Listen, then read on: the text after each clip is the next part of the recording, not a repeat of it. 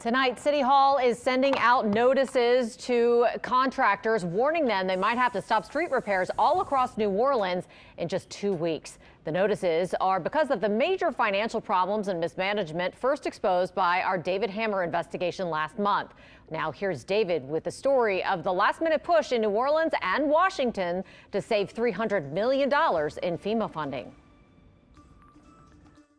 My exclusive investigation last month exposed a previously undisclosed $123 million deficit in the JIRR, a $1.7 billion FEMA program to rebuild roads all across New Orleans.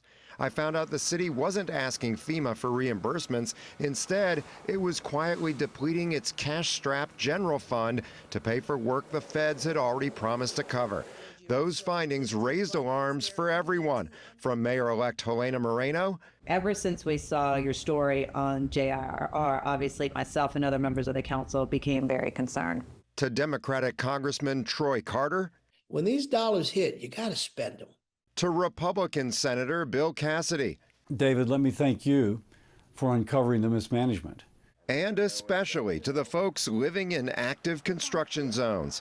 To my understanding, they have plenty of money, billions, millions of dollars for infrastructure for the city, and there's just no reason or no excuse for that money not to go where it's supposed to be going. The hole in the JIRR budget has since been backfilled, but the holes in hundreds of blocks of streets over 9 different project zones are still gaping.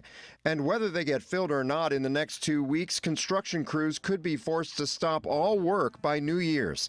I could be left with a real mess that's costly to the point of tens of millions of dollars. That's because December 31st is the FEMA deadline to finish all JIRR projects, along with a dozen other Katrina recovery programs that also aren't done yet.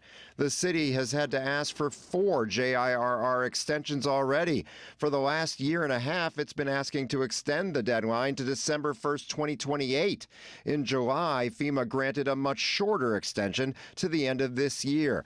So in August, the city asked again for the 2028 deadline, laying out detailed plans to complete another $300 million in work over the next 3 years. Still no answer from FEMA.